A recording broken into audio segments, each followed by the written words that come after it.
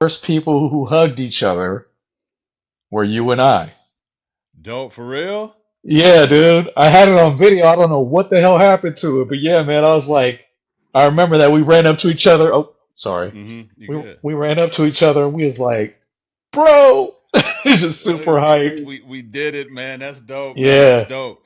It's yeah, dope when people can share memories with you that I definitely have memories of us interacting a lot throughout high school, especially when it came to absolutely. track. And, we talked about hip hop, offline a little bit. Back then, hip hop was still growing. It was still Oh yeah, in an early infancy stage. So it was kind of rare to have any kind of white guys that was really in deeply in love with the genre, man. count them on one hand. Yeah, man, there wasn't that many at all. So I was like, man, I thought it was always really cool to know you from that angle of it. Revisiting my dreams with the king.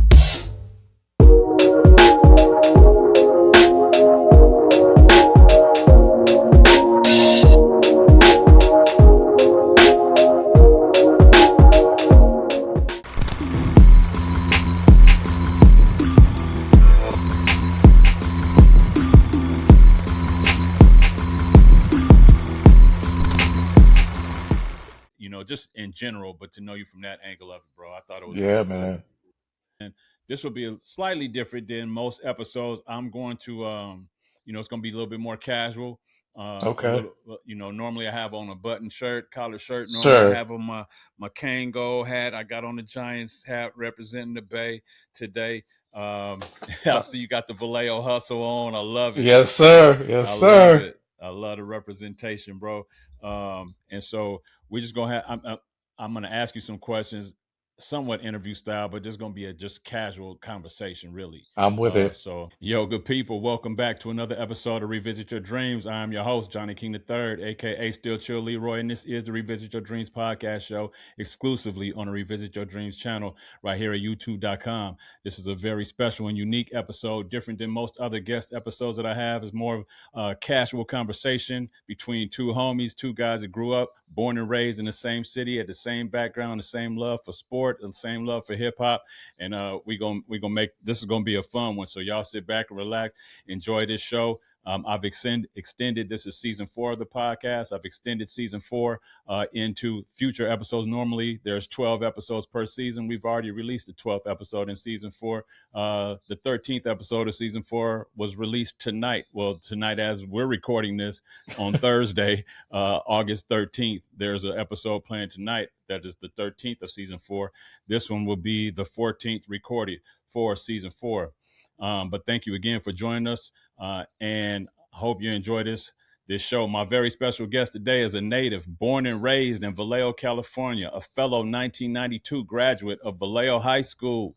We share both Yes, the sir. same love for sport, the same love for hip hop in common, as well as a deep, heavy Bay Area and Vallejo based upbringing. We were just talking offline about how he mentioned to me, and I didn't recall this, but I definitely believe it with all my heart because I know we had that kind of kinship in high school. That when we graduated from high school, man, we were the first to embrace each other after graduating. Man, I thought that's Yes, pretty sir. dope, Gio. But he has written, recorded, released, and performed numerous rap singles and projects during his rap career. And today we're just here to chop it up and talk about our love for sports, our love for hip hop, and the music genre that has meant so much to many and to us over the years. Please welcome to the show, making his first appearance on the ride, a talented writer, rapper, and child of hip hop, our very special guest, George McGrudon Cook, aka Geo. Welcome to the show. Absolute pleasure to join you, man. It's been too long. Got a lot of history. Yes, sir. Yes, sir. We're gonna get into that, man. We have a lot of history. Like I said, I stated before, I like to let the audience know how I know each guest. We may have met before high school, but our ties of remembrance go back to our high school days. Yes, sir. We both graduated in the same high school class in 1992, Vallejo Apaches all day. We both ran. I know that's kind of taboo to say Apaches these days, but hey, that's what we were. That's what That's I'll what we were. always be is a Vallejo Apache. The team, the school's called the Red Hawks now, so There's many decades of people who don't know anything about the Apaches, but that's who we were. We were both on the same track team, so we spent time, cheering for one another on the track. Spent time riding on the buses to and from track meets together, sitting beside each other, chopping it up.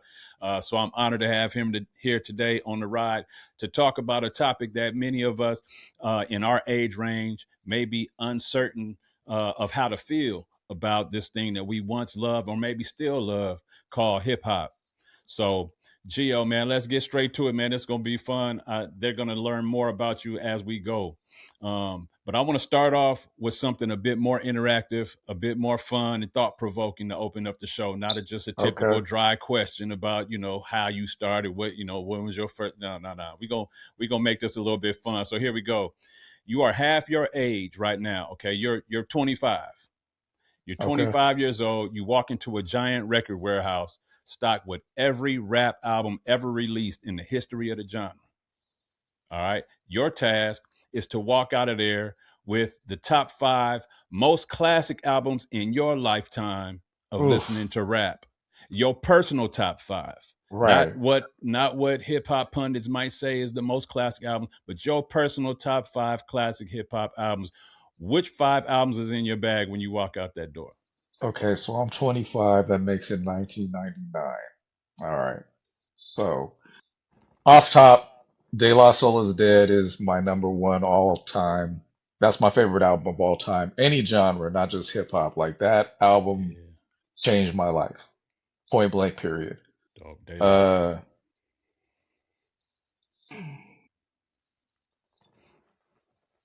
Run DMC Raising Hell. for sure. Mm,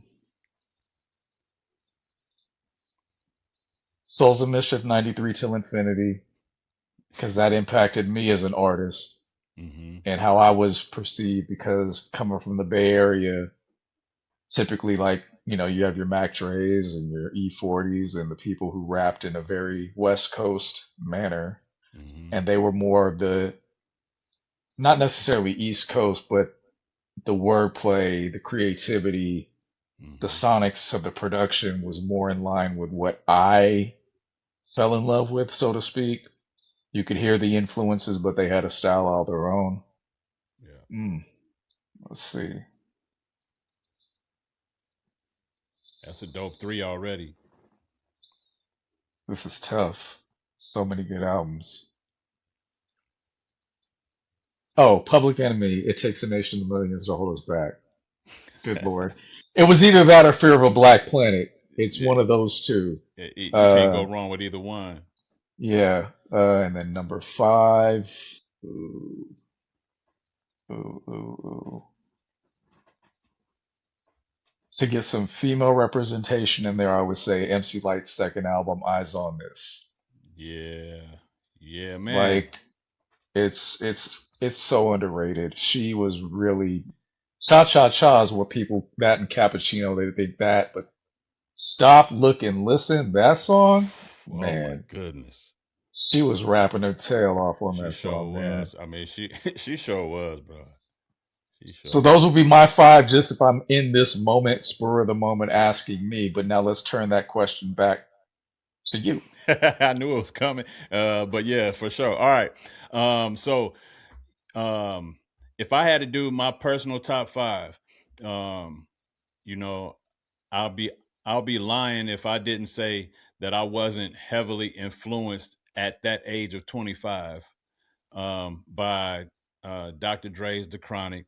I mean, Okay. just as a fan of production, that was a Sir. whole nother level of production that than what was familiar to us as hip hop fans back then. Absolutely. Like The it Sonics took were crazy.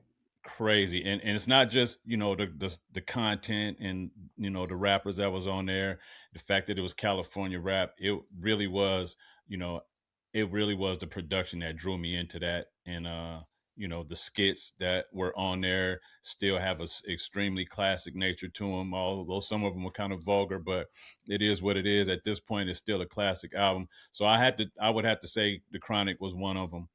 Okay. um um you know I I would probably go with Run DMC Raising Hell as well, because that was one of the first albums that I had as a young teenager.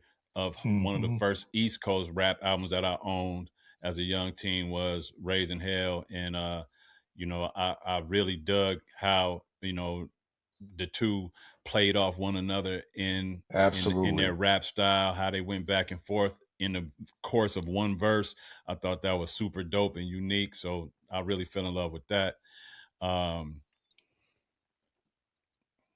it is heavy. It's hard because there's so much rap that I was influenced by. Um, Right. I was heavily influenced by KRS One. I wouldn't necessarily pick one of his albums, but I was heavily influenced by okay, Slick Rick, The Adventures of Slick Rick. Yeah. Yeah, that Okay. had to be one of them. I that one, I think I remember listening to that one like I was in, I don't know, maybe elementary school or middle school, something like that when it came out. Um, 87. yeah, we were still at the junior high. Yeah. Yeah. Yeah, we were still at the junior high. So, yeah, I Slick Rick, man. I was a big fan of that album, The Adventures of Slick Rick. What's that? Three? Ask three. Yeah. That's three.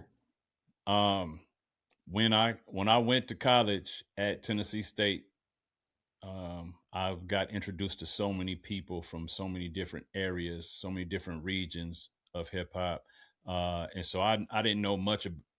I knew a little bit about East Coast rap, but I didn't know the depth of East Coast rap and a lot of the different styles and artists until I got there.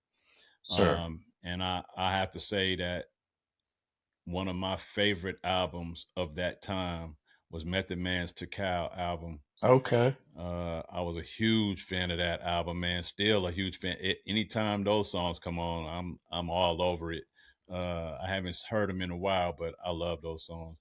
Love that album. And then lastly, I can't leave off the influence that I got from being in the South. You know what I mean, and being Yeah. exposed to Southern hip hop, and um, it's a close tie. It's a kind of a tie between Outkast's first album, Southern Playalistic Cadillac Music, and Goody Mob's first album, Soul Oof. Food. I Oof. would probably give a slight edge to Soul Food just because Yes. I identified more with that album in my soul, in my core. Sir. You know, Sir. um, so yeah, that would probably be my five: Goody Mob, Slick Rick, Adventures of Slick Rick, Run DMC, Raising Hell, Dr. Dre, The Chronic, and what else one did I say? Um, It's a cow. to Cal, Method Man, to Cal. Like, yeah, those would probably be the Okay. ones that I would put in my bag and walk out. I'll still be mad that man, I can't get 6 or 7 or 8 or Right. 10. you know. But that's dope, man. I wanted to ask that question to open up because it lets people know, who we're talking to, the Sir. depth of knowledge that you have about the rap history and the rap game, how you were influenced, what you were exposed to. Keep in mind, we're both born and raised in the city of Vallejo. Rap giants, Mac Dre, E40, and a lot of other rap greats, La Russell now out of the town. Yeah. A lot of people we know personally that rapped and may not have made as large as those guys, Absolutely. that still have done some great things. But his ear, of course, can't speak for him, but I you can tell by what he listed was a little different than what typically came out of the Bay Area, and so was mine. I was heavily influenced by Too Short, by E40, by Mac Dre, Oh, in terms of absolutely. the funk and the bass and the style and the rap cadences, and even some of the topics back then at 25, I was all over them kind of topics back then. But going to school in the South, and meeting people from New York, from Chicago, from Miami, from Texas, from Memphis, from St. Louis, everywhere, man. Like, they all brought their music with them. So Mm. that's where I first learned about 8 Ball and MJG and 3 6 Mafia and guys like what's the dude's name, Tech 9, and Oh, yeah. all of the UGK, all of the Southern guys. I first learned about those guys by being exposed to them. Even Wu Tang and Method Man, some guy from the East Coast was like, "Hey man, you need." When they came back home and that album came out, I wasn't peeping for it, but they're like, "Man, you need to check this out." The art of chess boxing and all of that, like you got to check this out. Into the 36 chambers, all of that. I was like, okay, this is different. I ain't never heard music like this before, but I like it. So that's dope, man. That's a dope way to start off the show. Man, let's go further. Growing up in the Bay Area, in the city of Vallejo, like we mentioned before, we were heavily exposed to street rap, mob music, hyphy music, gangster rap, but very little of what some might call backpack rap or intellectual hip hop. Coming out of the region we grew up in, there was some you mentioned, Right. Souls of Mischief and Dell, Funky Homo Sapien, all those guys. But so, how and when did you first hear rap styles and about the rap artists that were different than the ones that we, grew up listening to from our city? In the Bay Area Just or period. I mean, California? period. When you first started hearing rap that was other than E40, other than Mac Dre, other than Too Short, other than NWA, what were those first introductions? And when did you start? When do you recall hearing those guys? Man, who was like the first person out of the Bay that kind of California that really? Hmm. I mean, West Coast wise, we could even say Sir Mix-a-Lot Okay. because Posse's on Broadway. He's from Seattle. I mean, it Seattle, ain't yeah. California, but still, that was Yeah. one of the first things that I was like, it was a little bit different. Buttermilk Biscuits, Square Dance Yeah. Rap, Yeah. like, being in junior high. Mm-hmm. Um, Impactfully, it was Dell. Like, that was the first person that I felt was in arm's reach, so to speak, Mm-hmm. that was doing something, especially being Ice Cube's cousin, you know, knowing now what I know, that's the homie. Yeah. Uh, Knowing what I know now, like stuff that he wrote on America's Most Wanted for Ice Cube and even writing for Yo-Yo, and yet he still had his own style. On his first album, I Wish My Brother George was here. There was a lot of the funk influence, but then when he broke off into Mm-hmm. his second album, he completely went left of all that sonically and was more in-house production from his team. Whereas the first album was like Sir Jinx and DJ Pooh and Mm-hmm. things like that. So I mean, but the rap style, like his storytelling and the humor, that was the stuff that really appealed to me because again, you could hear influences. It still felt like Bay music in a sense because of the funk samples and the things that he was using, Yep. but it wasn't how E40 was rapping. Now, with that being said, I still was one of those kids who went down to the corner store and bought the Click Let Side cassette and the Mr. Flamboyant single and things like that. So I was listening to everything from our city. I Mm-hmm. was listening to Young Black Brother, Too Hard for the Radio, and all that. I love that stuff, and it Yeah. did. It still kind of reached me, but I I've always been someone where it's like it's gonna sound funny to say, just because I'm from there doesn't mean I have to speak about what's from there myself because Mm-hmm. it's already being represented in so many ways that kind of explain that scenario or that scenery, so to speak. They paint those pictures so vividly. And I didn't live the street life per se. I did grow up in South Vallejo in the Palisades, but in that Mm-hmm. community, I was the minority. So that Yeah. that influenced me a lot too. So first listening to hip hop, like I had two what I would call my OGs in my apartment complex, and they were the ones when I first moved there, like 83, 84, 85, giving me tapes of stuff, and I would listen to it. I would hear MC Shy D, and Mm-hmm. all this stuff from all around. Rodney O and Joe Cooley, Everlasting Bass, and so I was influenced by the East Coast early on, more so because that was the more predominant thing in hip hop at the time that I was first being informed, so to Mm-hmm. speak. Mm-hmm. Um, and then when there were West Coast artists like Dell and Hyro and The Far Side and the Mm-hmm. Alcoholics, You Yeah, know, there were a Onyx. lot of these people that had these more colorful, non-gangster, non-street. They still had some edge to them, even with like the alcoholics or like Oh yeah.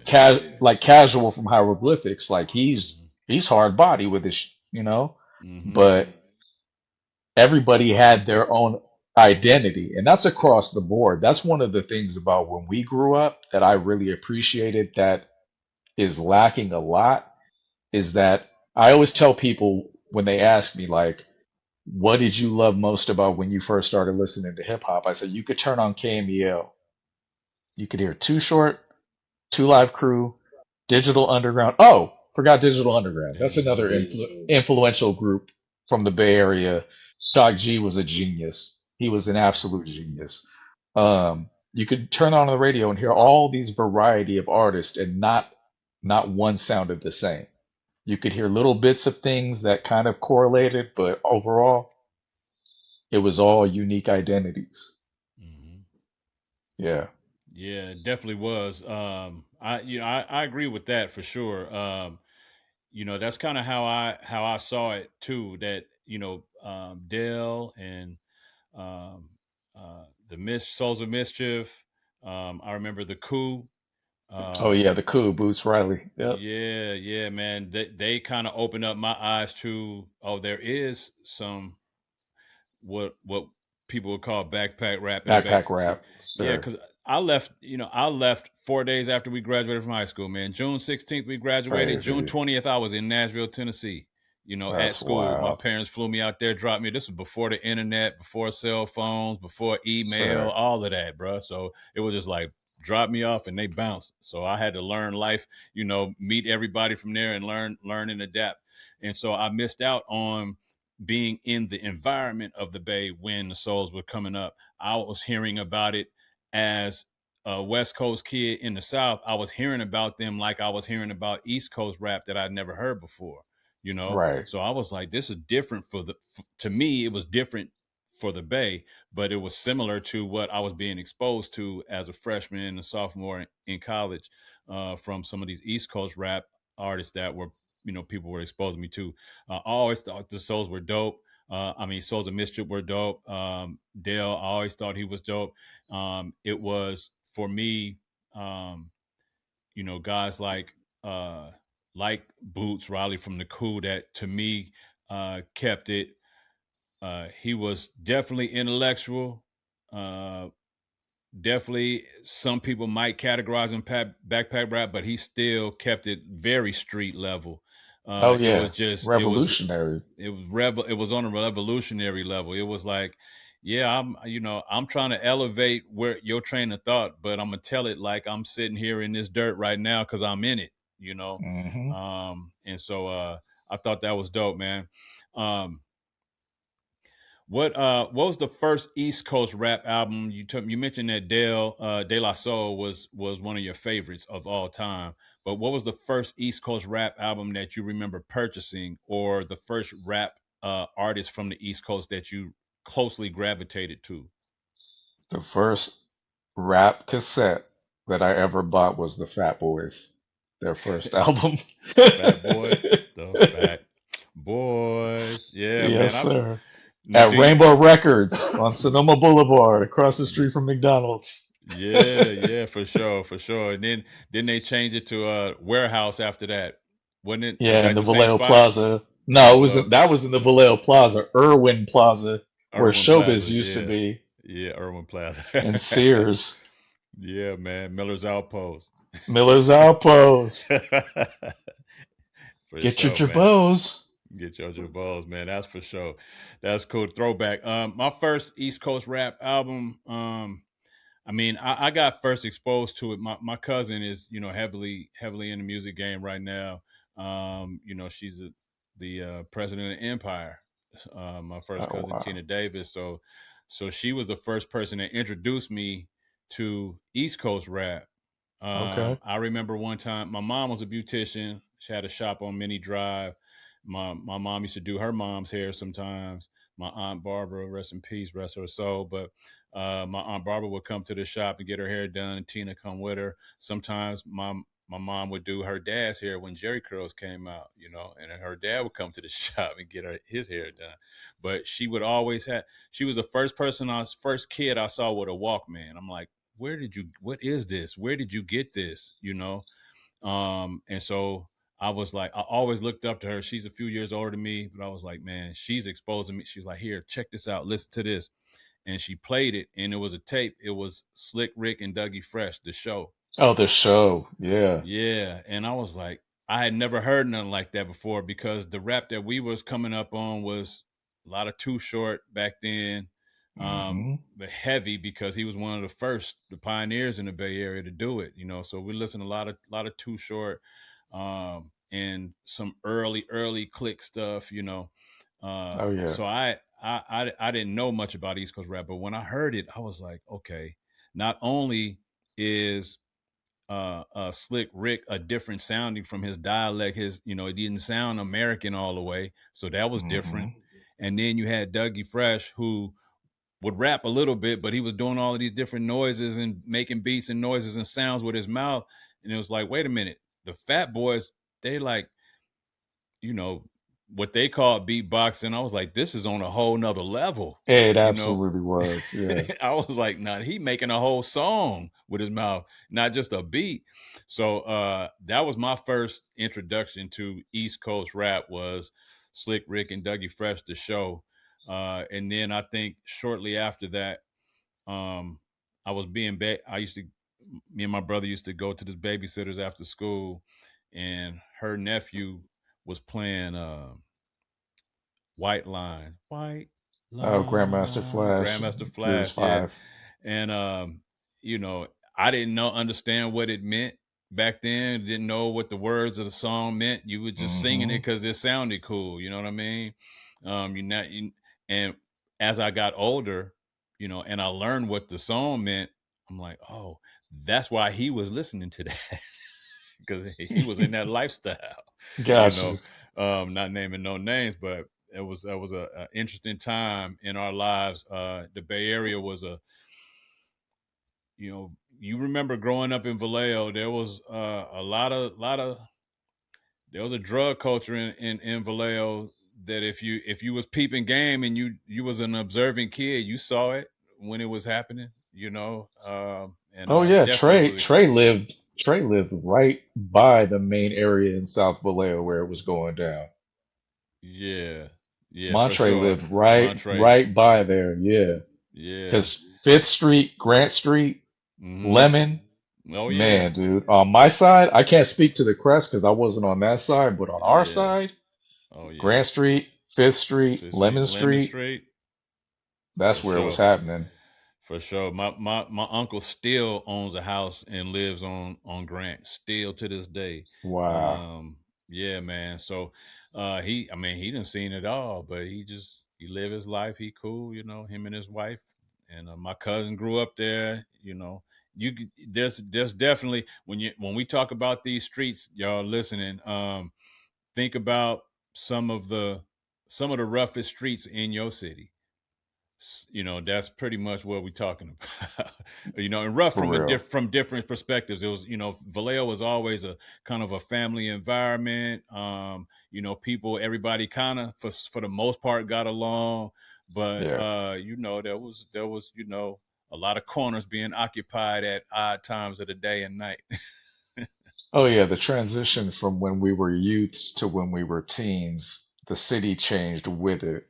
It got Hmm. progressively worse, so to speak. Like there was more activity when we were in high school than, let's say, when we were in elementary or even middle school. But we saw it firsthand happening Oh around yeah. us, you know? Oh yeah. Like riding Yeah. the city bus was always an experience for me. When I'd be getting on the city bus living in South Vallejo, I'd be like, okay, I gotta sit Yeah. here and keep to myself with my headphones on or reading my book or whatever the heck I was doing. Hmm.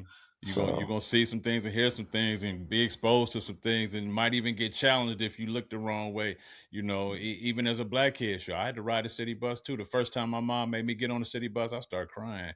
she made me to catch the city bus to school. I think I was in 7th grade, and she Hmm. was like, I ain't take, because I got up late. She normally take me to school. I got up late. I wouldn't wake up. She was like, now I got to go to work. So you going to school. You can walk down, walk your butt down into that bus stop, And I lived in North Vallejo on Pepper Drive in Lofus, and you know, I I didn't know nothing about catching a bus, but I knew who was on the bus line, and I was like, Right. man, this is scary as hell, bro. First Hmm. time, you know, it's just that's just the culture we grow up in, and then it becomes second nature to you once you do it a few times. It's like, all right, little jit. Now they call them little jits, but they would call you something else back in the day. All right, man. When people look at you, they clearly see a non-black Caucasian man who loves what many believe is the genre based on the experiences of black culture. How do you represent your love for rap amongst different groups of people who may not share your background and experiences growing up in Vallejo and being raised in a culturally diverse environment? How do you still represent your love for rap when you're around others who might look at you and say, he like rap, he know why is he here? How do you present yourself? That's a really good question. I mean, it all comes down to, I guess, for lack of better term, I had to use the word, but authenticity. I've never tried to portray anything more than what I am, and that goes back to what I put in my music. I'm not gonna like for a long time, the running joke amongst my friends was like I was a life rapper. I would rap about like relationships and things that I experienced, and I was more focused on the poetry aspect of it and being playful with my words. I didn't ever try to emphasize or personify any type of lifestyle that wasn't mine. And so, Mhm. and I'm not afraid to admit where my influences come from. I know that it's as as Lord Jamar once tried to get into a whole thing about, I recognize that I'm a guest in the house of hip hop, so to speak, Mhm. but I'm a welcome guest because I've been in the circles of people who are doing it for real. Like again, I am friends with Dell, the funky Homo sapien. Like that is my Mhm. homie. Like I've been around him. I've done shows with him. Like I've been in circles of people who, they don't test my caliber because I've proven that I'm not here just for the sake of doing it, which is Mhm. what a lot of people now, the art of it as opposed to the commerce of it, so to speak. So I've always treated it with respect. And so when people are like, you like rap, I'm like, yeah, because it speaks to me. It's an art that, I mean, I listen to all genres of music with few exceptions. I'm not closed-minded. I Mhm. always tell people that Vallejo did, in fact, inform my love for hip hop a lot, not just where I lived in terms of the community of South Vallejo, but the city itself. And I always joke with people, I'm like, I wonder if I had grown up in Benicia, for example, would I feel this same way? Mm. I don't know that I would Yeah, because it's what I I can was relate. surrounded by. And so I've never wanted to be that person. And if people get into conversations with me about hip hop, I'm not the most deep, like my knowledge is fairly deep. I do go back to like I said, like 84, 85, but there's always gaps of things Mhm. that even I don't know. Yeah. But when you ask me questions, when you try to ask me about artists and albums and producers and things like that, we're from that era where you read the liner notes, you knew who was who and who was affiliated with what. The music was more informative to me and spoke to me in a way that other genres of music didn't, with a few exceptions. I mean, we grew up in the MTV generation. Mhm. So there's always going to be Michael Jackson and Prince and Duran Duran and all these other types of people that I listen to, sure. But the thing that I always kind of came back to was I love hip hop, and it's something that changed my life. It helped me feel more comfortable in my skin in a lot of ways. Going to the De La Soul thing, for example, like When 3 Feet High and Rising came out. So there's two groups that I would say ultimately kind of informed me being an artist at the grandest scale. Obviously, we have to say the Beastie Boys. Why? Because they Mm-hmm. were the first white group that was like socially accepted and publicly known. That isn't to say there weren't other white artists out there doing it. They just weren't on anyone's radar, weren't signed, weren't established. Mm-hmm. So in middle school, that was what I was listening to, them and Run DMC and Fat Boys and Houdini and all the things that were around us. And then Mm-hmm. when De La Soul came out with 3 Feet High and Rising, you have this awkwardness and this tongue-in-cheek humor and the wordplay and the creativity with the skits and the colorfulness, not just of what they wore and what the album cover was, but in fact the language that they used, their inside language, the layers to everything that they did. I looked at that and I was like, okay, because I first was writing poetry before I was even rapping. So it just kind of transcended to like, let me try this. Like I said, I had cats in my neighborhood who would bring me tapes. And then there was a cat who was a DJ. And one day he just comes over and he goes, why don't you take this beat and try writing something to it and I'll record you. And I did. And for what it was extremely pedestrian when I reflect on it now, very ABC. Mm-hmm. But that's when it became, oh, this dude actually can kind of rap a little bit, you know? So Yeah. it was something that I grew into because I loved it when I first heard it. It was unlike anything that I had experienced. It touched me in a way that other music didn't. And so I recognize my positioning, especially at the time that I started doing it, that I was an outlier. You know, I wasn't one of many, I was one of few. One of So I one. also, yeah, In many but I, cases, in many yeah, rooms. sure.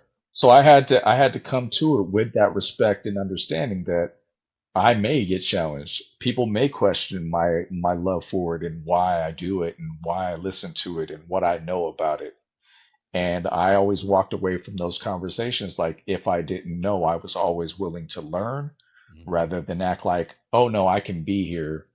I'm supposed to be here.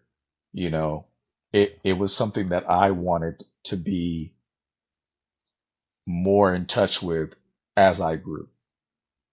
Yeah. So I just tell people that it's an art form to me more than it is a music. Unfortunately, it's become more of a business than an art form or a music at this time. So Yeah, the unfortunate side of it is the peeling off of the genre for monetary gain by people who mhm.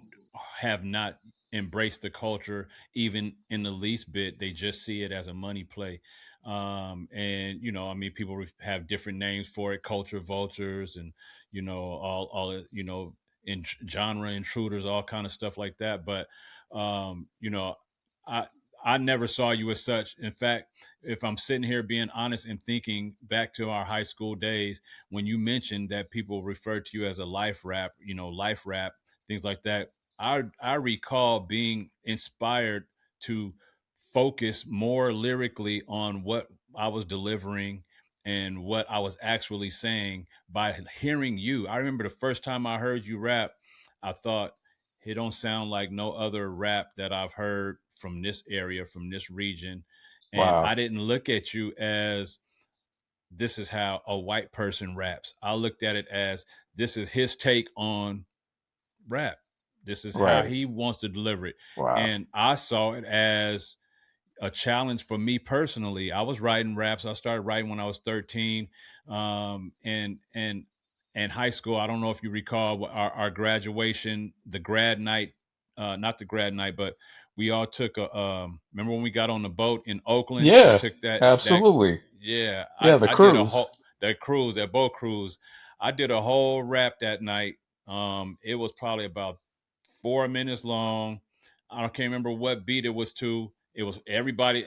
I don't. There was different levels of the boat. So some people was upstairs where they Right, had the little right. casino theme, and then downstairs where they had the dance floor, the DJ, and the food and stuff. I was down there, so there was a lot of people down there, and I wrote every everybody's name that I could think of was in that rap. All of us were like, everybody had a line or a bar about something. And I remember being inspired to write that because I was thinking, if Geo wrote something like this, what would he talk about? Dope. Man, I really do, man. That so um just I said all that to let audience know, like, sometimes you can be influenced by people who may not know that they're influencing you, and by people who don't Mm, even look like you, who might not even naturally come from the same, like, my the core of my rap style back then was only what I was really consuming most of, which was street music, street rap. sir, And so sir. my lyrics was reflective of that. But when I heard you rap, I'm like, I ain't out here shooting, dealing, all of this stuff. So I'm talking like that, and he ain't talking like that. He talking about what he really do, like his real life. And I was like, man, let me switch my let me switch my shit up a little bit, man. So people can influence people in many ways. And if don't judge a book by its cover. You see this man, he probably know more hip-hop than I know. He probably has a deeper palette for the genre than I have. And I think it's great to have you on and to show people that this is bigger than just black culture. Hip-hop in itself is a culture, and anybody Right. who truly embraces it, first they have to be a little bit from the environment, or else it'll be hard for you Absolutely. to fully embrace it because you don't understand the people that revolve around it.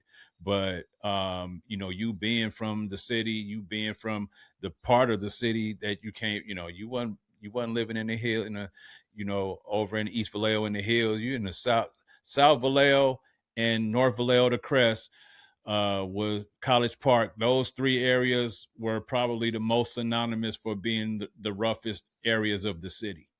Yeah. And so I grew up in Lofus, wasn't quite as rough, but it's right there. It's It right. had its spots. And the Lofus had its spots, man. It's connected to Millersville. Is you can you get to College Park real quick. People will come Hmm. through there all the time. The Crest is around the corner.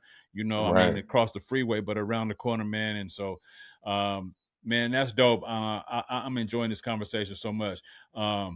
All right, let's talk about your own rap journey, Gio. We Okay. talked offline about the numerous name changes that we both gone through as evolving artists and creatives.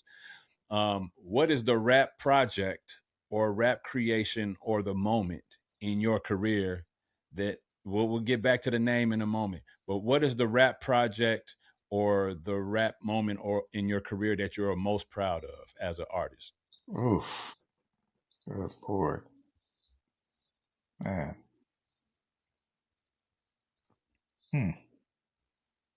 That's a very good question. So I've never really sat down and thought about what's a big deal in terms of what I've done or what I'm most proud of. I just do it. Just do it, yeah. Um, well, one thing I will say is I had a homie I used to do music with. His name is Buku One, and we have a song called From Hell, and we actually have a video, and that to me was dope. So that's one that Okay, I'm dope. truly proud of because it was a fun time in my rap career or my artistry, um, because it was really being able to showcase it and people could see it, and it was a fun video to shoot. My first CD that I made, which wasn't like properly made, is like burned CDs that I would sell to people and stuff, but it was called Plain White Rapper. Um, that was with a producer that I worked with, and he passed away a couple of years back. His name was Mike Science, rest his soul, bless him. That's just all. Uh, I'm proud of that because that was like the first thing that I really did as a complete project. Uh, he did the majority of the production. I think I produced two songs on it, and then there was one from that was produced by my friend Bum Rap. Um, I got to feature like three of my friends on it who also rapped. Shout out to Commit, shout out to Pro, shout out to Professor Slumlord. Uh, so I mean that as a representation of me as an artist, and then lastly, I have a homeboy named Ambush, and he had a single on vinyl that he had put out around, I can't remember if it was 98, and I produced two of three songs that he had on his side of the single because it was Tame One from the Artifacts on one side of the single, and then he was on the B side, and I produced two of those three songs, and I'm extremely proud of that. I was one of the first people to reuse Jam on It by Nucleus. Black Eyed Peas later used it on one of their songs, Yeah, but I flipped it before that, so I was like, that's dope okay, I felt good about that. for sure. So those would probably be the three things that I can't narrow it down necessarily to one, but those are three things. And then I guess as a sidebar, and thank you for what you said about the inspiration thing and For everything sure. else, That's facts too.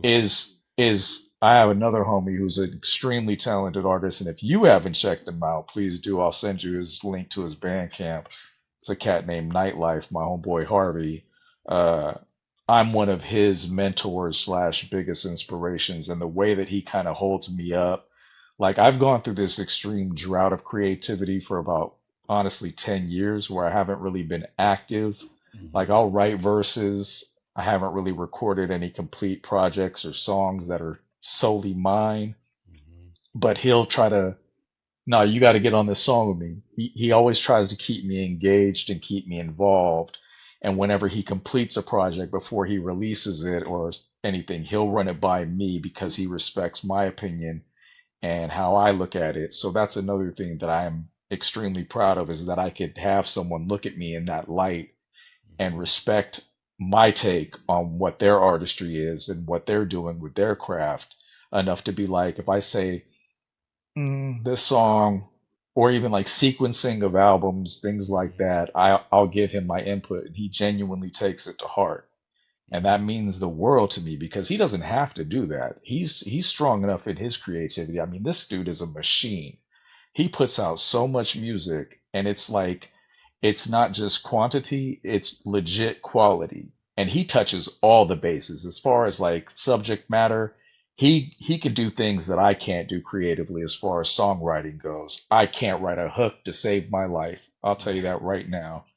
I can write verses, Yeah. but you ask me to write a hook because I get too hung up on being too wordy or and he just has this knack for just he can write a complete thought and it's something that I'm just like, man, I get my mind blown and to know that he kind of holds me and a few other people in our circle in that regard to be like, you're the reason I've got this far.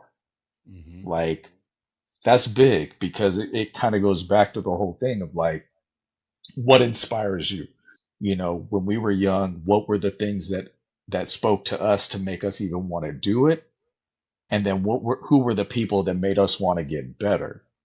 And Hmm. to know that somebody looks at me as someone who made him want to get better. I mean, his rap name when he first started was Night Stalker. And I literally told him, I was like, dude, what are you Right. killing people? For real. I'm like, come on, man. And I was half joking, but half serious. I mean, Yeah. and so he changed his rap name.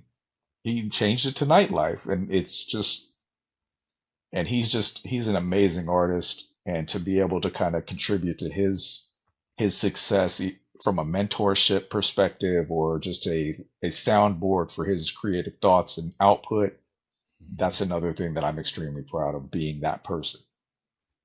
That's dope, man. A lot of in-depth experiences that you've had, showing the depth of your rap journey. Not just being an MC, a writer, a producer, but also being an influence to other people along their journey. I think that's very uh, not necessarily admirable, but it's inspiring to me because I know you, and I was also inspired by you. You may not have ever known it. I don't think I've. I It did might not. be. It might. You might be today years old when you found this out. I absolutely am. And But I'm so honored, man. That means so much to me, bro. yeah, that's real. I mean, I wouldn't say that if it wasn't true. I do vividly remember you as an MC in high school.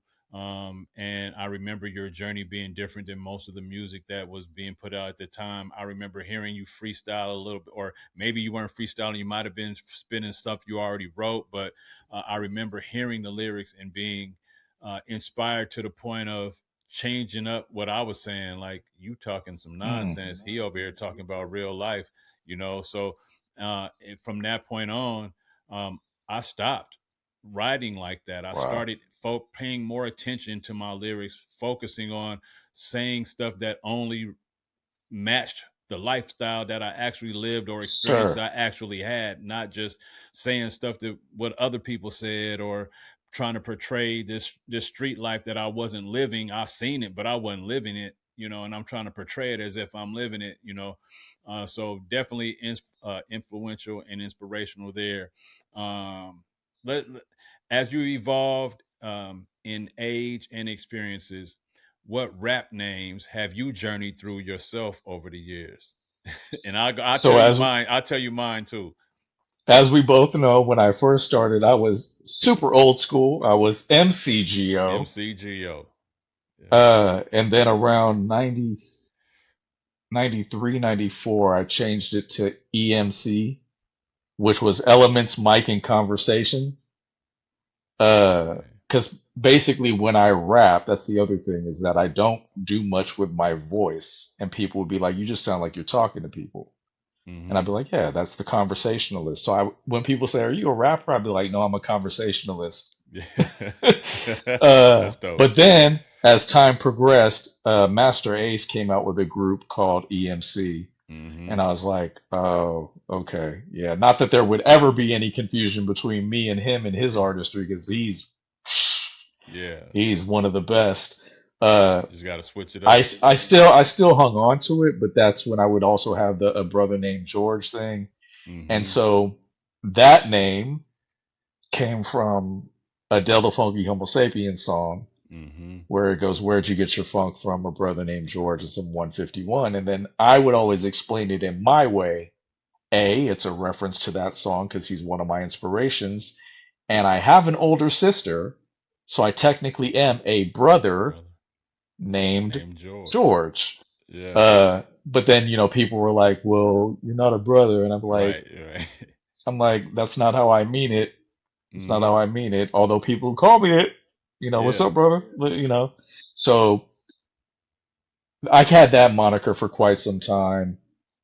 And then, but when I was rapping as a brother named George, I was in this group with my homeboy Ambush, and we had put out an album called All's Quiet on the Western Front. Our group was called Deadbeats.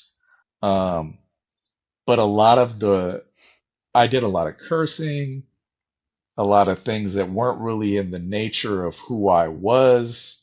Mm-hmm. There were still songs on that album that were 100% me. There's a song called Out of This World. There's a song called Bay City Rollers, Overhead Compartment. Like there's still stuff, but then there's also songs where the the chorus is extremely vulgar with the F word and all this other stuff, and I'm just like, nah, man, that ain't it. So Yeah. I've in the past 7 to 10 years, I've just because people always call me Geo anyways. Mm-hmm. You know, funny story as an aside to that, one of my friend's parents for the longest time had only known me as Geo. And so one day he had said to his parents, he's like, "Oh, such and such, George is going to go." And they were like, "Who's George?" They didn't even know that was my real name. Yeah. Who So is it's George? like, they only knew me as Geo. So it's like, and as you see on my screen name on Instagram, it says Geo after the MC. Mm-hmm. And it has kind of a double meaning in and of itself. It's like this is a period of my life where I'm kind of after being an artist, but I'm Mm-hmm. also still Geo, Geo, the the MC. MC, right? Yeah. So there's two parts of me that are represented simultaneously. And so I just went back to being Geo. I took the second E off. I took the dash out because that was me being clever when I was young. GEE Yeah. dash O. Oh, look at Yeah. that. You know, uh, but it's more of a representation of me as a whole and what people. People know me by that name. You, Coach Trey, Mm-hmm. uh, a lot of my friends, other people have nicknames for me and things that they call me, but it's always come back to Geo at Yeah. the end. So I've just decided, you know what, let's just keep it simple. Let's keep it straightforward to where people know who I am. And those who know really know, Mm-hmm. that's my guy. That's Geo. So That's Geo. yeah, it's been a long, so the four name transition from MCGO to EMC to a brother named George to Geo, and I even have a line in the song that I'm working on talking about the whole way I feel about that whole a brother named George period, where I say, because I used to abbreviate it just A, B, and G. Mm-hmm. I go, I go A, B, and G was just ego, Geo all mixed up. The letters The GEO and Geo, yo. EGO. Yeah. Yeah. So it was I just like that. ego, Geo all mixed up because I was in a place where I wasn't really being 100% myself. Not Mm-hmm. again, not all the time, but there were certain segments of the art that were just kind of like trying to keep up with the Joneses and what was sonically out and what people were doing. And Mm-hmm. that just wasn't me. So I feel more comfortable in this version of my name convention, so to speak, because it's really who I am, both artist wise and personally for people like you and me who are longtime friends and brothers. This is the name you've always kind of known me as, you Yes, know? sir. MCGO. I mean, as soon as I saw, I saw ABNG, and I remember the EMC, period. Even though it was from a distance, because it's not like we kept in close proximity and close touch over the years. Right. But I always, you was always on the radar. Like, man, wonder what Geo up to. I wonder what Geo's doing. You know what I'm saying? So Yeah. I knew about the, the different, name stages that you kind of went through there. I've always known you as Geo, as MCGO, but I do remember that journey. And it's interesting how people go through those different phases of names and why they end up changing their names for so many different variety of reasons. Right. Um, I went through my own journey, both as different names, both as a producer and as a artist. And so, when I when I first started rapping, my very first production I was in high school. I think I was in maybe 11th grade, and I made a tape. I had a dual cassette tape deck, Hmm. had those little Memorex tapes with all the different colors on it, you know, and I had a little mic pin, a pinhole microphone inside there. And my dad had bought me for Christmas, had bought me this like record player. um, and so I put a record on. I had Too Short, I Ain't Tripping No More playing, but it was the instrumental side. And Yeah. I just play that, and I'll just put my mouth next to that mic hole and just start rapping. And then my dad had a bunch of other like older music, Quincy Jones and stuff like that. And Quincy Jones had a lot of just beats on his stuff, like Oh just yeah. songs with no lyrics. So I I probably rapped over half of Quincy Jones Quincy Jones songs on that album. It was probably 12 songs on that tape that I recorded, and probably 8 of them came from that that Quincy Jones album. Um, and then I released my name. Then I didn't release the album or nothing like that. I just produced it on my own. I had one copy of one copy, and Oh I named wow. myself Street Pimpster.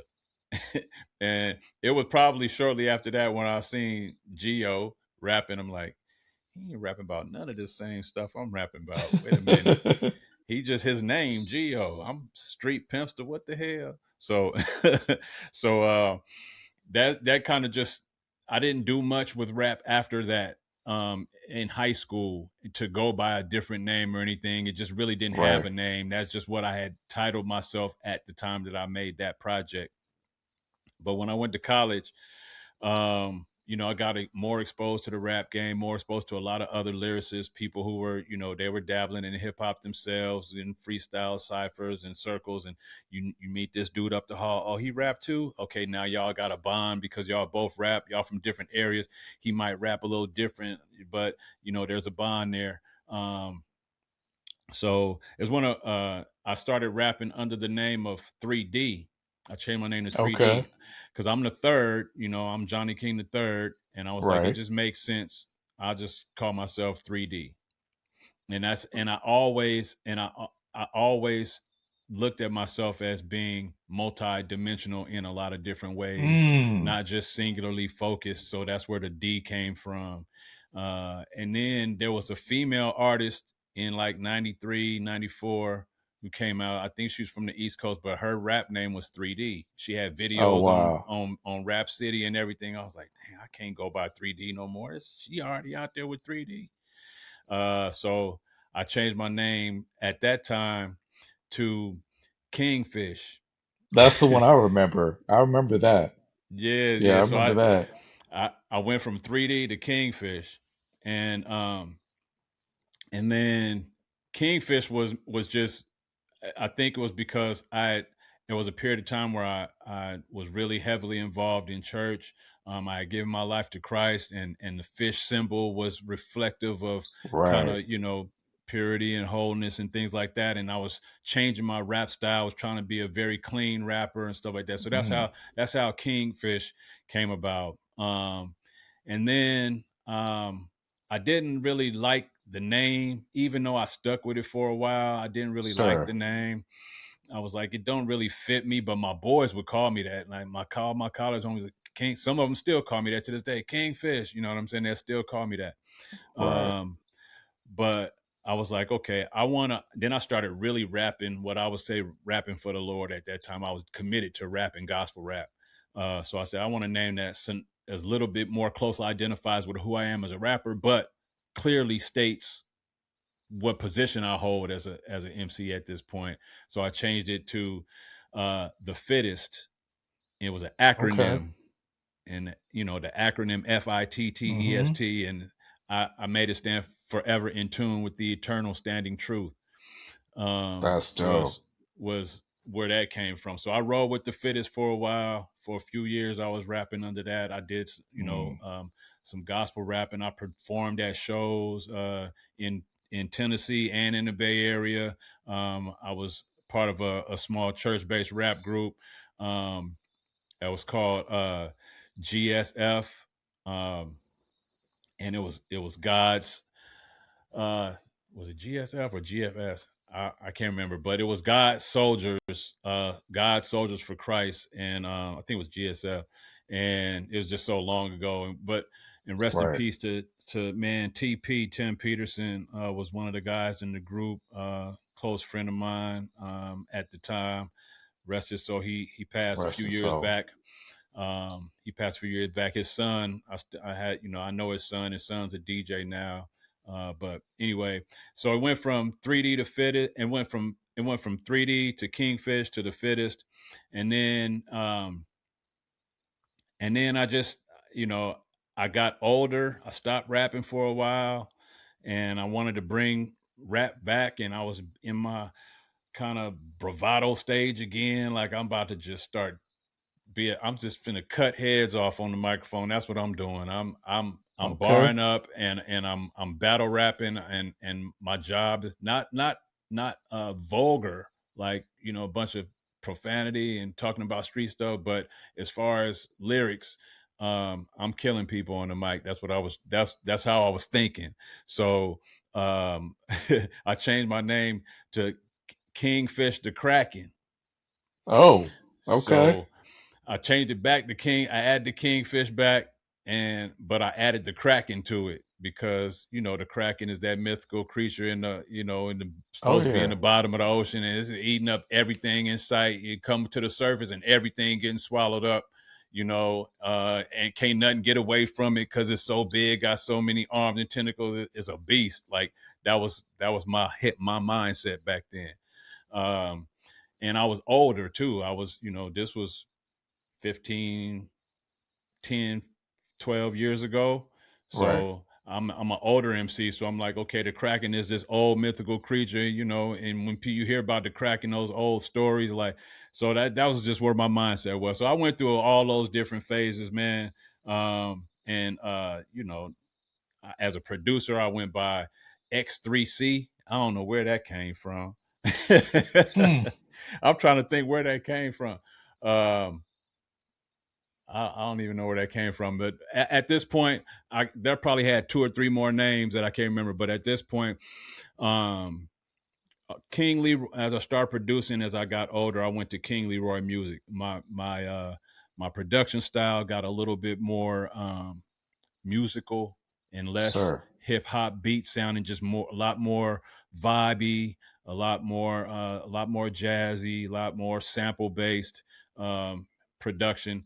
And so I just changed it to King Leroy Music. I was like, my middle name is Leroy, my last name is King. I make music, so that was it. And I was like, That's I'm just dope. gonna keep it simple.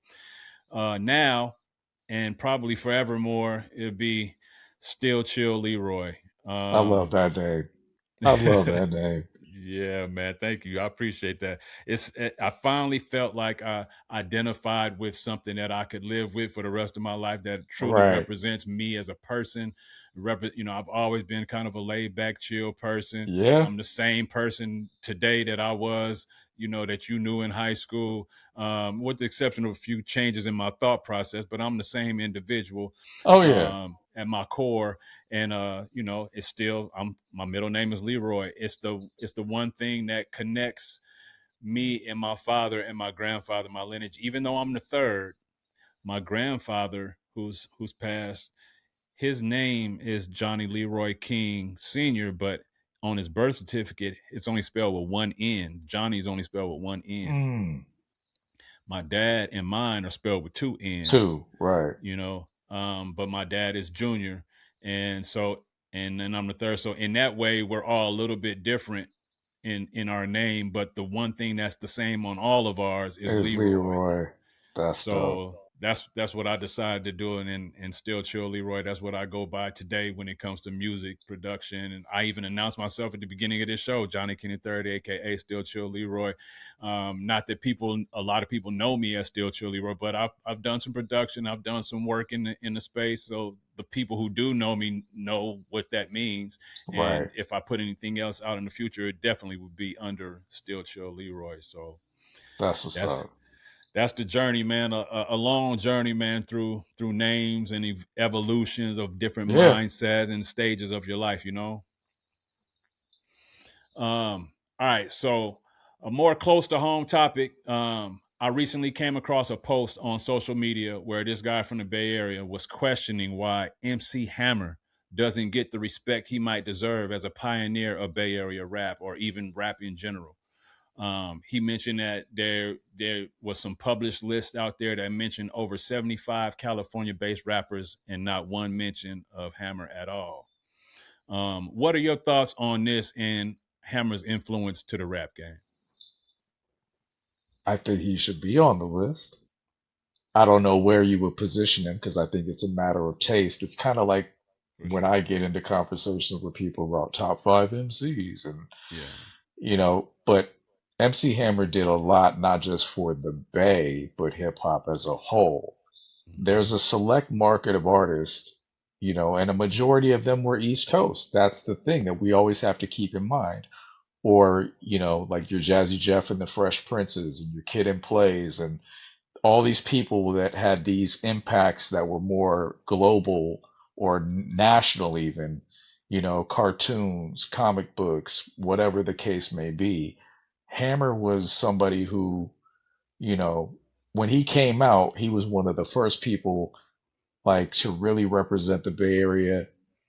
His roots in Oakland, I mean, he's literally Oakland to the fullest. Yep. Yep. When you know what you know about the Bat Boy for the A's and everything Mm-hmm. else, and you keep in mind that he was one of the first people that called out, like uh Run DMC and them and the Turn This Mother Out video and all that stuff at the beginning. They say you ain't hitting in New York, Hammer. So what you got to say about that?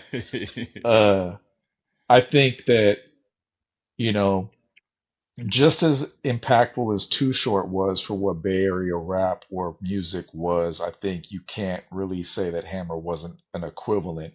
Just because his music was a little bit more accessible is the word I like to use a lot. Sure. It That's a was great more word. accessible, you know?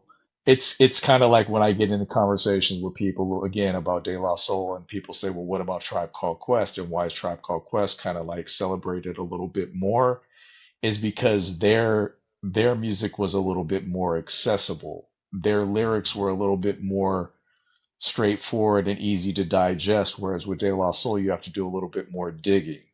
With Mm-hmm. MC Hammer, there was the sonic aspect of it. He was one of the first to use an extremely famous record and made it sound good. No matter what you want to say about Mm-hmm. you can't touch this, Yeah, that was the beat.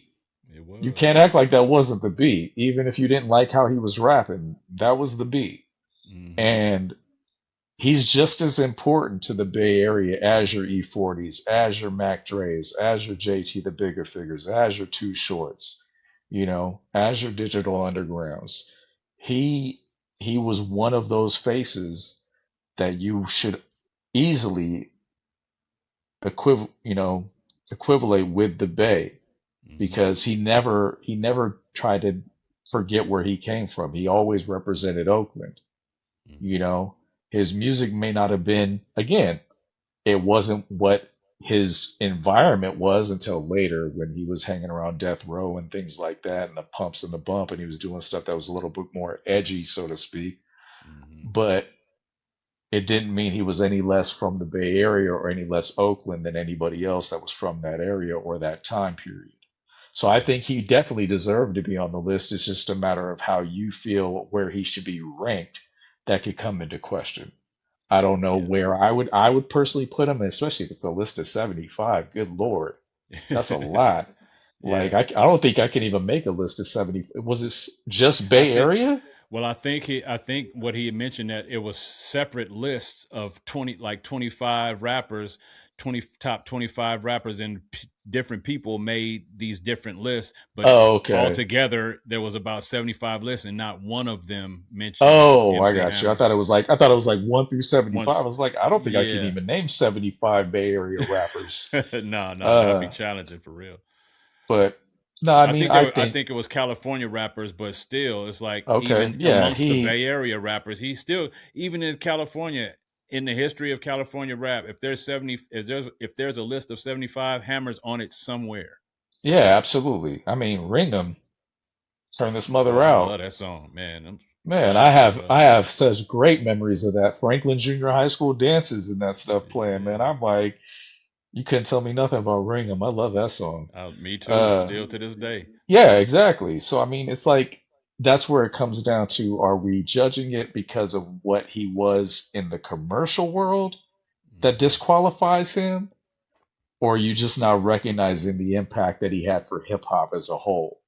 Because if we're talking about a hip hop as a whole and making it accessible, man, he's one of the people that needs to be near The top, and when it the comes to top. yeah. That aspect of it, it's Hmm. like going back to talking about Run DMC briefly.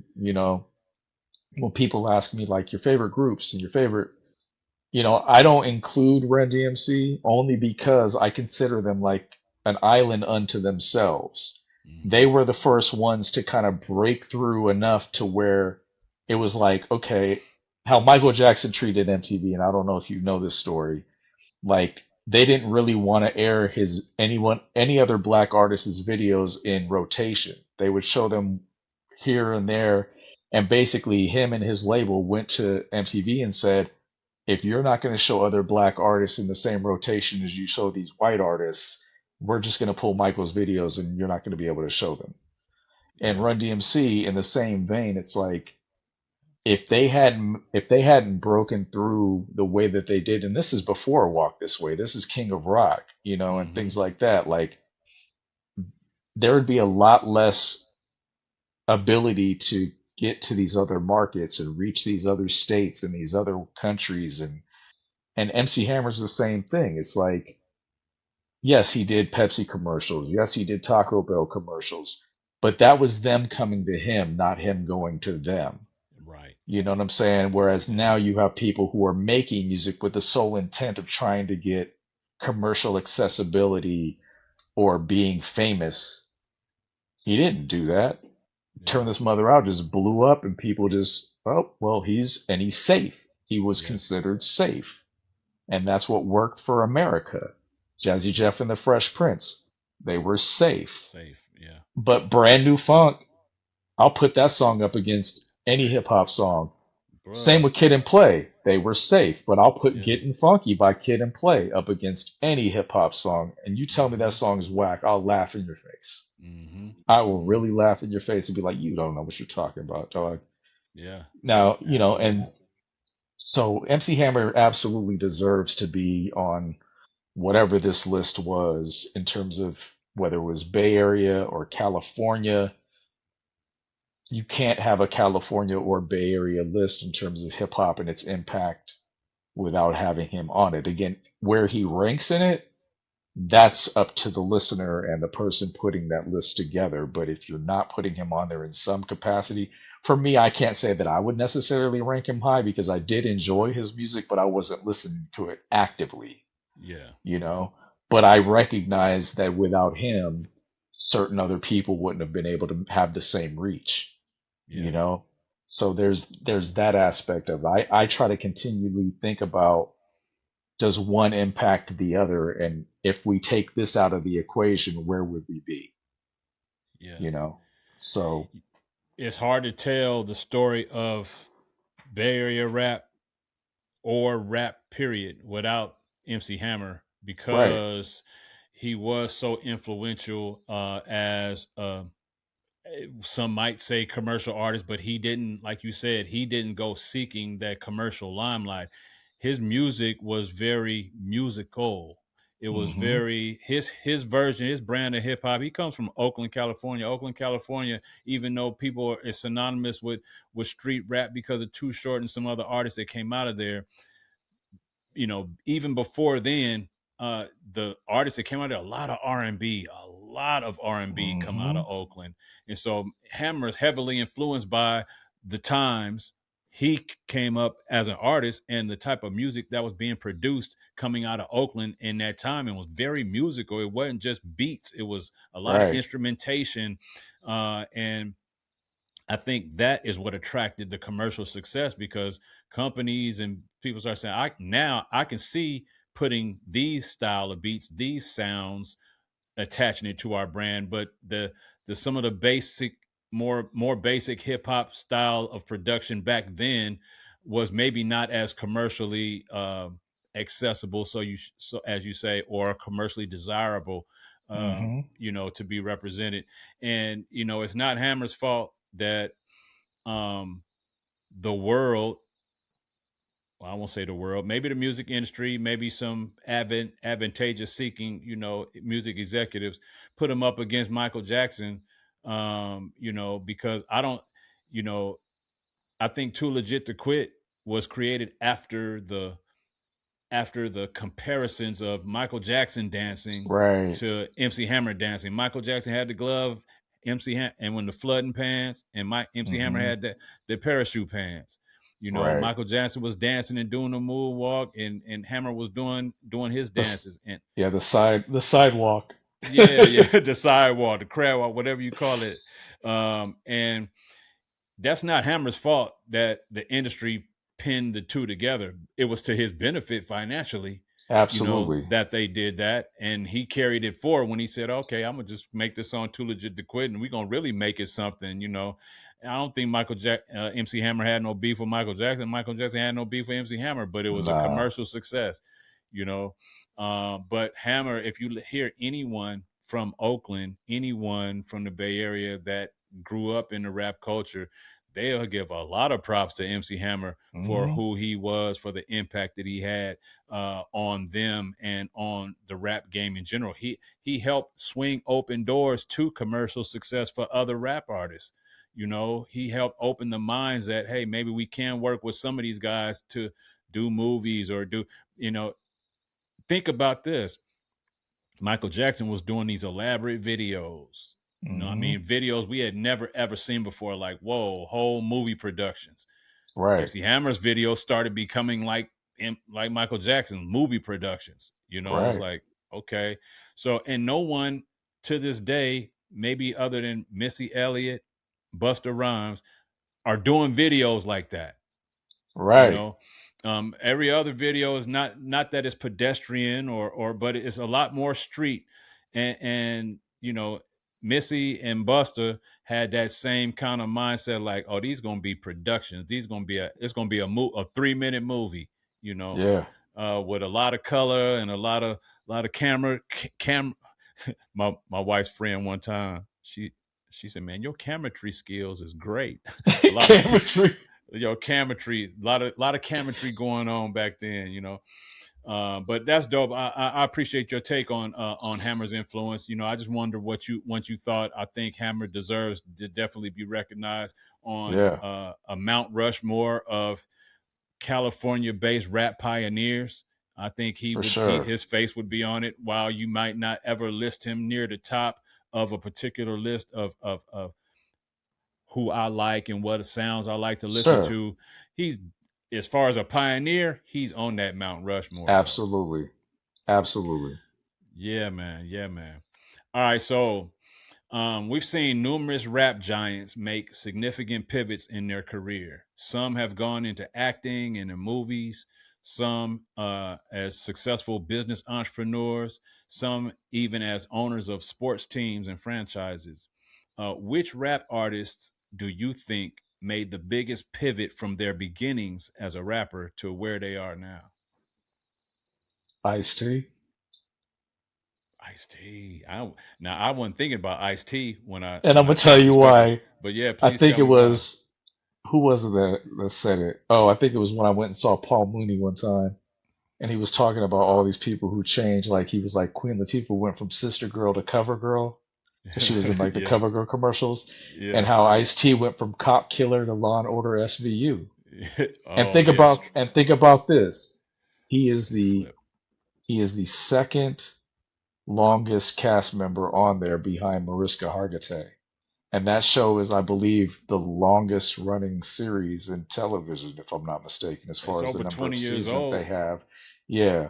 So, I mean, you look at the things that he did early, you know, the movies that he's been in. He's been in some movies that you recall, like New Jack City, but Hmm. then there's stuff like Tank Girl that was based on a comic book, and people don't even think about that. Like, then again, his transition to television and film. I mean, you could say Will Smith. That could be an easy answer, but I don't I don't think equivocally like his successes have been as broad to Hmm. having that stability. Um, yes, he's had some phenomenal moments in film, you know, especially like things like what was it, King Edward? Is that what it's King. called? Uh, yes. What the Serena? Yeah, Yes, Serena. Venus Serena. Yes, King yeah, Edward. like things like that. Like I love King that. Richard. King Richard. King Richard, that's what it was. I apologize. Yeah, that's all Um, right. I said it too. King Richard. you know, there's been some really great things, and he's done stuff like Men in Black, but then you have stuff like Wild Wild West, Hmm. you know. So I don't know. I mean, I possibly would say Ice Wow, T West. just for what he's done from the perspective of he started out as again one of the pioneers of gangster rap, Hmm. and he's completely shed that persona in terms of being accepted as an actor and being able to retain this role in this long running series and being someone who's taken seriously in that role, you Hmm. know, and he hasn't forgotten who he is. He still puts out music. He has a rock band called Body Count. Hmm. Like, but who else would there be? I mean, let's see. Man, you got Ice Cube. Oh yeah, Ice So many Cube. movies. So his own movie company. He got the big three. In Ah, basketball right yeah, now. yeah, yeah. That's major. You got of course LL Cool J. He acts on That was who I NCIS. was gonna. That's who I was gonna say was Cool J. Yeah, but But yeah, even though he's been on that show NCIS for a while, I don't think that his mark is as deep as Ice T's is on Law and Order. not at all. Like Not at I all. know I don't really know Law and Order SVU or whatever version Ice T's on without Ice T, but I remember NCIS way before Without, L yeah, without Cool without J. Cool J. Yeah, for Yeah. sure. you have even Master P. Master P is now a business entrepreneur with his Oh own yeah, manufacturing companies for shoes and food products and all kind of stuff that he's yeah, doing. With in the basketball, he went and tried to play in the NBA for a minute. yeah. He did some coaching a couple years ago, and so yeah, there's several artists that have done some different things. I just E40 with the wines Oh and the yeah, liquor, E40 for you sure. know. Yeah, Yeah, for sure, man. So a lot of people, I know there's several rappers that have pivoted from being a rapper, a rap icon, to being iconic in other industries, right. not just movies, but even some business and sports. Jay-Z, I think he owns part of the Brooklyn The Nets. Nets, yeah. Yeah. So you got people who've done things. I just wonder what your thoughts were on some of those things. I think is an interesting conversation when you talk about people evolving from. Sure. You got Bun B with Trill Burger. Trailburger, yeah. Yeah, yeah. So I mean, different people. I just think it's an interesting conversation to see how some rappers started and where they are now in totally different industries and stuff like that. Diversifying their funds. Yes, sir. Yes, sir. All right, man. We getting toward the end, but we got a few. We're gonna play a quick game and have some fun with it too. But Okay. um, a quick question that I ask every guest, because this is, I think, a moment of kind of a moment of clarity and inspiration to some people. It's of a thought provoking question for you. But Gio, what is your greatest fear in life? Hmm. I have too many, to be quite honest with you. Um, hmm. What is my greatest fear in life? Loss of love, whether that be loved ones, the love that you create, the love that you share. Like you, you develop these bonds and these ways of being, and over time, that love can change, it can dissolve, it can evolve. But I think whether you could lose love for the art, you could Mm-hmm. lose love, for your work. You can, the things that you're passionate about, people, places, things, the loss of love, because without love, you're kind of just existing, you know. Mm-hmm. Um, you do need it, you know. The Beatles once said all you need is love. To some degree that is true. At the end of the day, whether that, like, you're a spiritual man, your love for God informs your way of being, you know. Mm-hmm. And if you lose that, if something in your life impacts you to where you lose that, you kind of are also lost, Yep. because it's so much a part of who you are. And that's the thing with the whole changing of the monikers and going through the evolution and things of that as far as being an artist. Like, I went through a period where, because of the music that was being made by others that are on the radio and TV, it didn't speak to me in any way, shape, or form. So I lost this love for something that meant so much to me because there wasn't anything that was informing me to say what you love is still there and it's still omnipresent. You could still be inspired by these other things. Whereas when I was coming of age in the art, I love to be able to discover new things. And when I would find new artists that I had never known, and I do, there were still exceptions. I'm not going to say that it completely went away. I mean, but after about 2002, like, it really became hard to find things that genuinely spoke to me. So my Mm-hmm. my love for the art kind of took a back seat, and I had to find other things that kind of made me want to be who I was and do what I do. And then in relationships, I've had friendships dissolve, and I've lost the love for those people because of who they became, or how they were towards me, or what our relationships became. Mm-hmm. Um, your job, you could love it and then you can reach a point to where it's like this doesn't even speak to me. It's not doing anything to help me feel like I'm growing. Right. So I think in a grand scheme, the term loss of love can be applied in a number of facets, but that's probably one of my best answers that I can give you in this moment without getting to like fear of death, fear of, Yeah. because that'll always be there for me.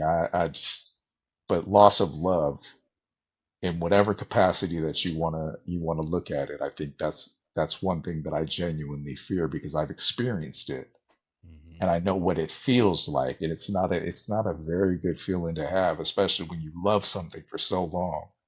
And then you go, why doesn't it feel the same anymore?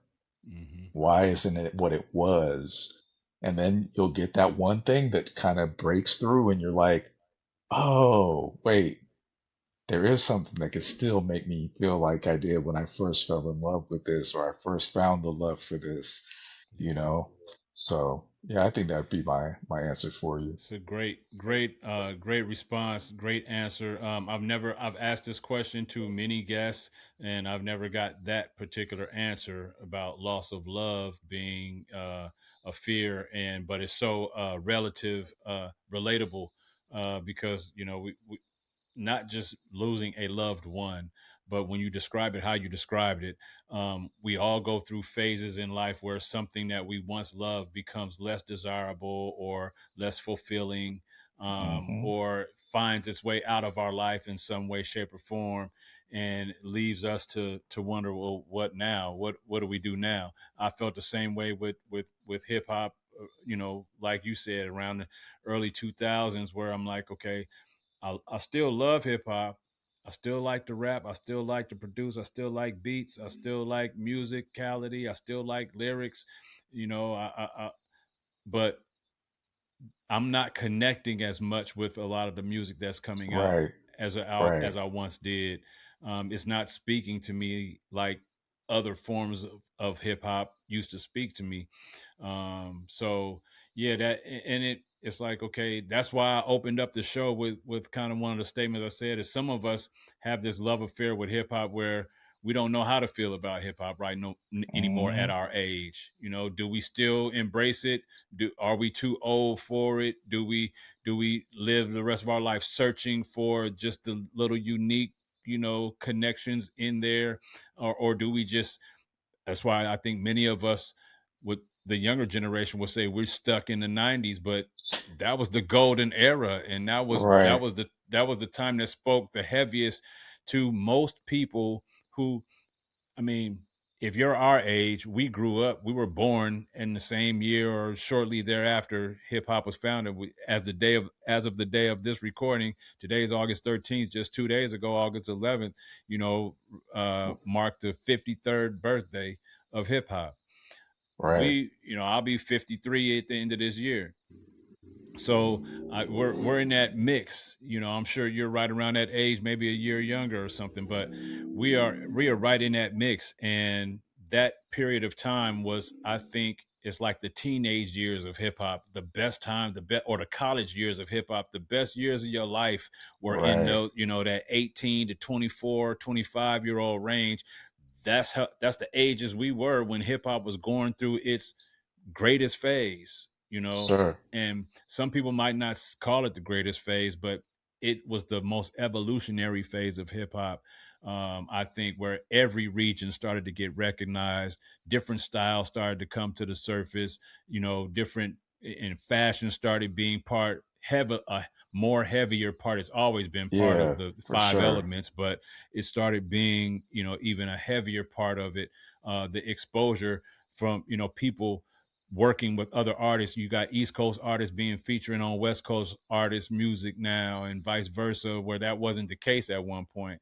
And we lived through that experience, and I miss that a lot. Like in hip hop, I find it hard to identify with a lot of the rap that comes out now.